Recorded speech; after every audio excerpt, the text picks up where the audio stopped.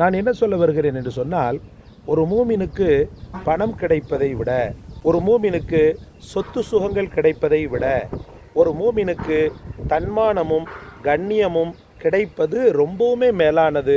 பிஸ்மில்லாஹிர் ரஹ்மானிர் ரஹீம்.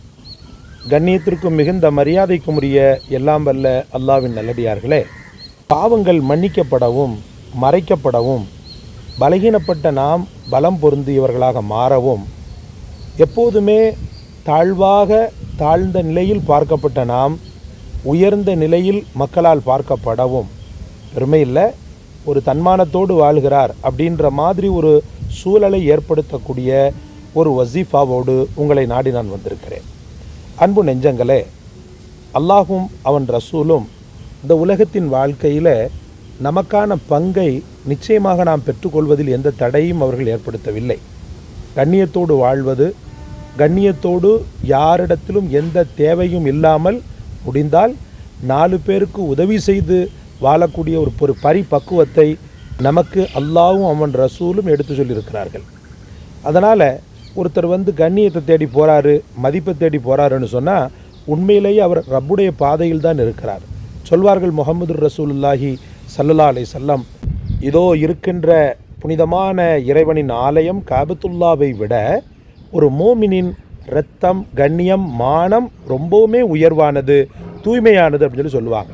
அப்படி இருக்கையில் ஒரு மோமின் தன்னுடைய கண்ணியத்தை காப்பாற்றி கொள்ள, தனக்கான ஒரு அற்புதமான ஒரு ஆப்பர்ச்சுனிட்டியை தேட, தனக்கான மதிப்பை அல்லாஹ்விடமிருந்து பெற மிகவும் தகுதி பெற்றவனாக ஆகிறான்.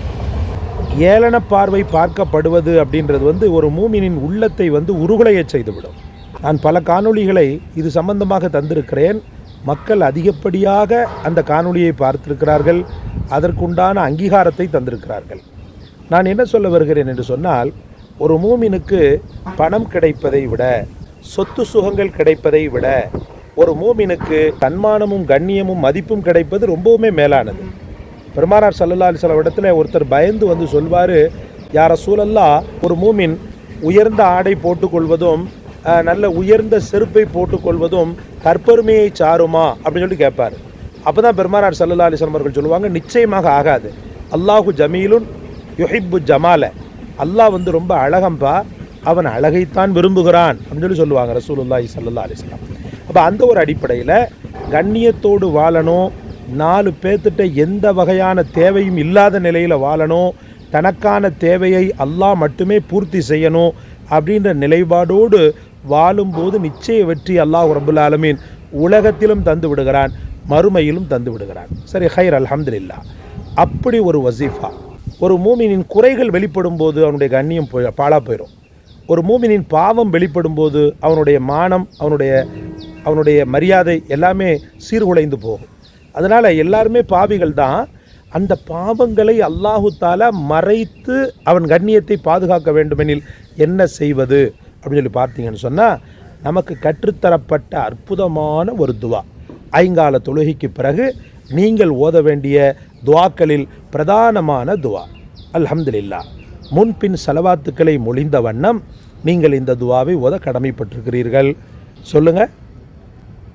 அல்லாஹும்ம யா சத்தாருல் உயூப் உஸ்துர் உயூபனா வ ஆமின் ரவ்ஆத்தினா வர்ஃபா இஸ்ஸத்தனா வ தரஜாத்தினா யா அசீஸ்.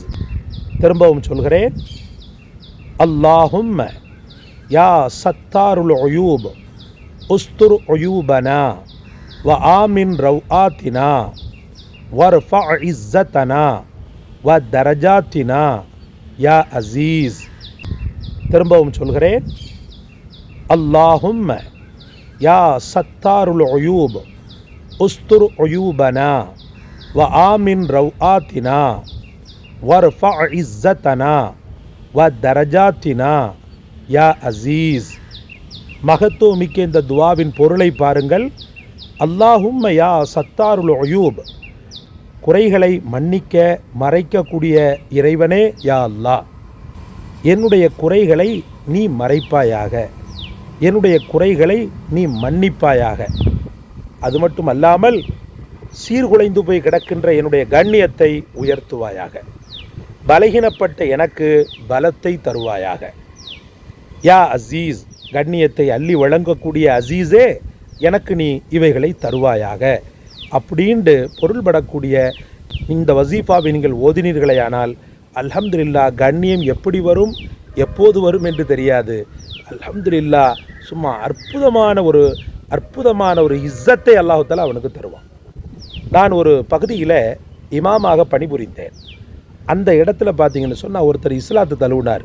ஆண்டவனாடி அல்லாஹ்வுடைய கருணையினால் நாம் அங்கே இருந்த பீரியடில் தான் ஒரு இஸ்லாத்துக்கு புதுசாக வந்தார். வந்த அந்த நபர் ஒரு பக்கா மீனவர், மீன் பிடித்தலை தொழிலாக கொண்டவர். அல்ஹம்துலில்லாஹ், அவருடைய பேர் அல்ஹம்துலில்லாஹ் சிராஜுத்தீன் அப்படின்னு சொல்லிட்டு மாற்றினோம். உண்மையிலேயே மார்க்கத்தின் விளக்காக அவர் திகழ்ந்தார். எந்த அளவுக்குன்னு சொன்னால், இஸ்லாத்தை மற்றவர்களுக்கும் போதித்து தன் தாயை கொண்டு வந்தார், தன் தந்தையை கொண்டு வந்தார். தீனுல் இஸ்லாத்தில் பாரம்பரியமிக்க ஒரு பெண்ணை முடித்தார்.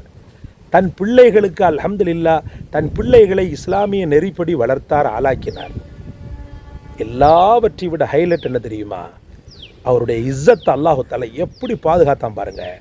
மக்களின் உள்ளத்தில் நீக்கமர நிறைந்திருக்கக்கூடிய ஒரு அற்புத ஜீவனாக அவரை அல்லாஹ் தஆலா உயர்த்த காரணம் என்ன தெரியுமா? சுனாமி வந்துச்சு. அப்போ அந்த சுனாமி பீரியடில் யாரும் செய்ய துணியாத ஒரு துணிகர செயலை அவர் செய்தார். கடலுக்குள் ஆழமான பகுதிக்கு சென்று வேகமாக சென்று பரிதவித்து போன மூழ்கடிக்கப்பட்ட மக்களை என்ன செய்தார்? அந்த கடப்புறத்தில் சுனாமி வந்து மூழ்கடிச்சது பாருங்கள். அந்த கடப்புறத்து சைடில் வசித்த மக்களை சுனாமி வந்து மூழ்கடிச்சது பாருங்கள். அந்த மக்களில் 16 பேரை அல்ஹம்துலில்லாஹ் உயிர் காப்பாற்றினார். இன்றும் நீங்கள் அந்த மஹல்லாவில் போய் சிராஜுபாயின்னு சொல்லி சொன்னீங்கனாலே சின்ன குழந்தை கூட அவருடைய வீட்டை காட்டிடும். அந்த அளவுக்கு மக்களின் உள்ளத்தில் ஒரு பெரிய இஸ்ஸத்தோடு சிம்மாசனமிட்டு அமர்ந்திருக்கிறார். உலக வாழ்க்கையிலும் அல்லாஹ் வெற்றியை தந்து விட்டான். மறுமை வாழ்க்கையிலும் தனக்கான ஒரு அற்புதமான ஒரு இடத்தை வர்ணித்து கொண்டார். அன்பு நெஞ்சங்களே, எதற்காக நான் சொல்கிறேன்?